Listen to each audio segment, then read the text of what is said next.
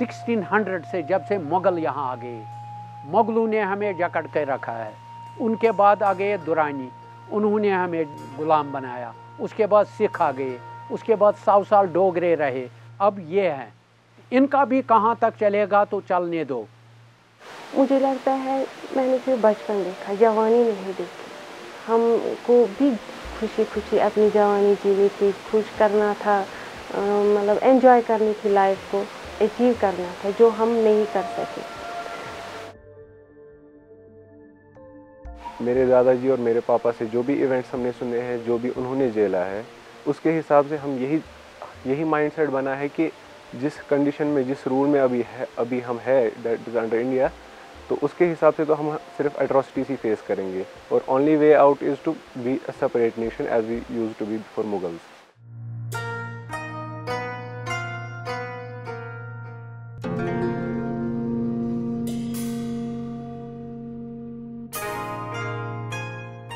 बचपन के बाद ये जो 1965 का वार जो है इंडिया पाकिस्तान का हुआ, तब से कुछ हालात ही तब्दील हुए। हम डर गए, सहम गए।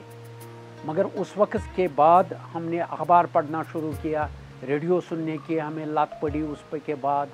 तो ये कश्मीर का मामला और मसला जो है, ये जो डिस्प्यूटेड मामला हमारे जहन में जब आ गया, तो हमने भी इसमें अपनी पार्टिसिपेशन शुरू की स्टूडेंट्स लाइफ से ही। मेरे ही लैंड में मुझे ही आइडेंटिटी कार्ड दिखाना पड़ता है कि मैं कौन हूँ, कि am I a कश्मीरी और नॉट। मेरी ही लैंड में from a different state, a person from a different state is asking me who are you in my own land। हम ऐसे कम्युनल माइंडेड नहीं है। आप हमारे पास, हमारे ऊपर ये सिर्फ इल्ज़ाम आपका है, तुम पाकिस्तानी है, ये पाकिस्तानी जासूस है, ये उग्रवादी है। ये तो हो गया 90 से, उससे पहले भी हमसे इंसाफ नहीं हुआ करता था।